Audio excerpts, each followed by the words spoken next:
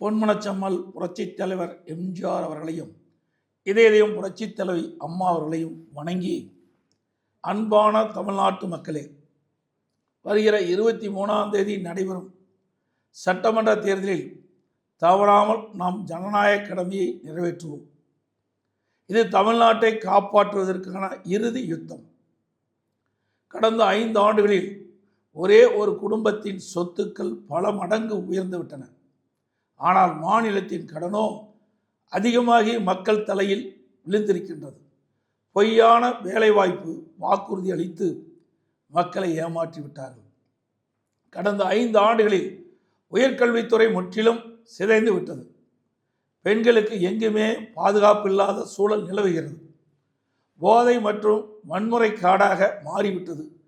இந்த அராஜக ஆட்சியிலிருந்து உங்கள் பிள்ளைகளை காப்பாற்ற உங்கள் வாக்குத்தான் ஒரே ஆயுதம்.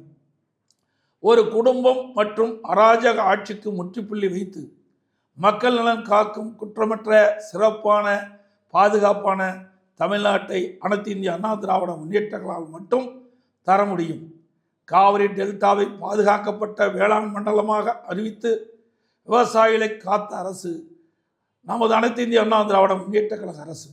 ஒரே ஆண்டில் 11 புதிய அரசு மருத்துவக் கல்லூரிகளை கொண்டு வந்து சரித்திரம் படைத்தோம் நம்முடைய அரசாங்கம்.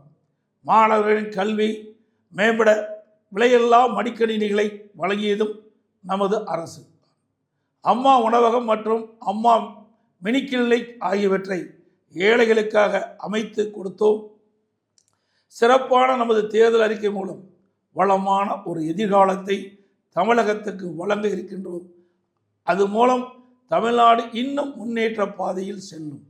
அனைத்து இந்திய அண்ணா திராவிட முன்னேற்ற கழக தலைமையிலான தேசிய ஜனநாயக கூட்டணி அதிக வாக்குகளை பெற்று அமோக வெற்றி பெறவும், அனைத்து இந்திய அண்ணா திராவிட முன்னேற்ற கழகம் தனி பெரும்பான்மையோடு வெற்றி பெற்று ஆட்சி அமைக்கவும், தேசிய ஜனநாயக கூட்டணியில் அங்கம் வைக்கின்ற கட்சியுடைய சின்னங்களான இரட்டை இலை சின்னம், தாமரை சின்னம், மாம்பழ சின்னம், குக்கர் சின்னங்களில் பெருவாரியான வாக்குகள் அளித்து வெற்றி பெற செய்யுமாறு அன்புடன் கேட்டுக்கொள்கின்றேன்.